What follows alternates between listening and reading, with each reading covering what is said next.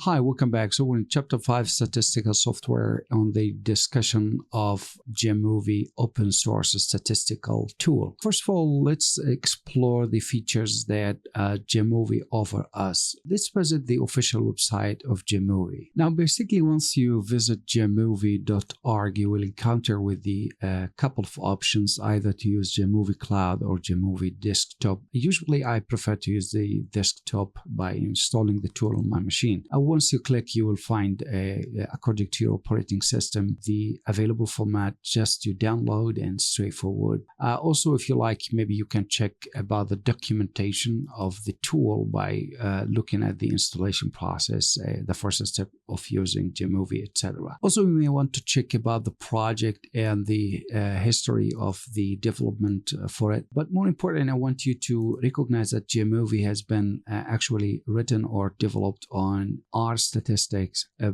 platform to some extent, I could say, is a programming language. And as we have explored earlier, the R statistic, it is a focused platform for the field of statistics. So you might find it quite a bit convenient for you as you are using JAMOVI to know that you will be able also to explore the code that been executed at the back end. I have already installed JAMOVI in my machine. I'm gonna open it now. Once you open, you recognize the interface is really friendly and quite modern one. And now, basically, I think the tabs are quite self-explanatory, where the variable and data are almost the same. Basically, you start by exploring the data side here in a spreadsheet format. More interesting things to observe if you have ever used other statistical software, that the result page is just side by side with the data, which can be quite a bit convenient. The tabs of data, it's quite a bit straightforward, where in the setup you decide to work on the variable details as the name, description, the measure types, etc. On the analysis part, or most of the tools or statistical steps, the tests, etc. that we've been working on, most of them are available here actually. The edit side just like to edit the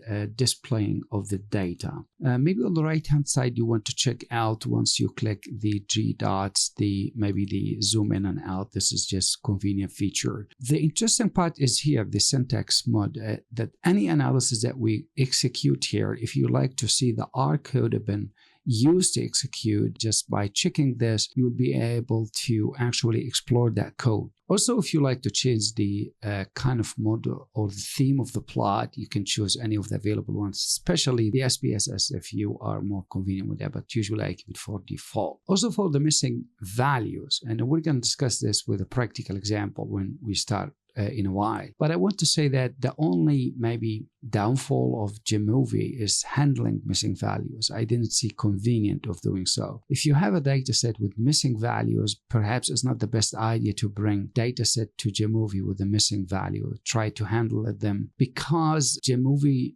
doesn't really offer much of convenience on handling missing data on all over scale. So you have to quite do it manually. Say, for example, I decided to replace the missing value with the mean of a continuous outcome variable. I have to do that manually on each cell, but not by default. And if you want to see what are the missing values, JAMOVI, it offers you this feature, but before you import the data, it means you have to write what you want to see the data or the missing one looks like.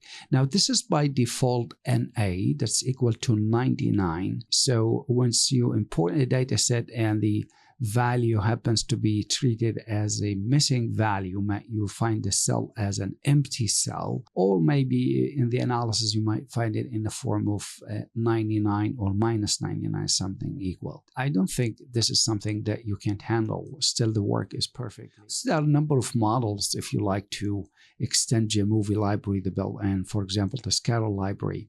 Those libraries, if you have a technical background in programming, we use in Python, say, for example, the pandas library. So these are libraries are equal to packages with other programming languages. If you like to extend and install others, you might want to do that. Basically, I just rely on what is the default one. Next, you want maybe to check the left-hand side by looking at the new open, just a standard number of buttons that I think they are self-explanatory. So what we're going to do now, actually, we want to work on two different data set. The first one, it is an external data set. It is like a kind of a research data set that we're going to decide to assume that we are a consultant for a car manufacturing company and we've been selected to do analysis on a certain subject. And the second one, we will be using one of the built-in data set that come already by default with JAMOVI. So if you click on open here and data library, you will see 4 different data sets. They have come already by default with the installation of JAMOVI desktop. So maybe we'll choose one of them and try to explore also other features. Let's go ahead and explore actually the first data set. I would see you then.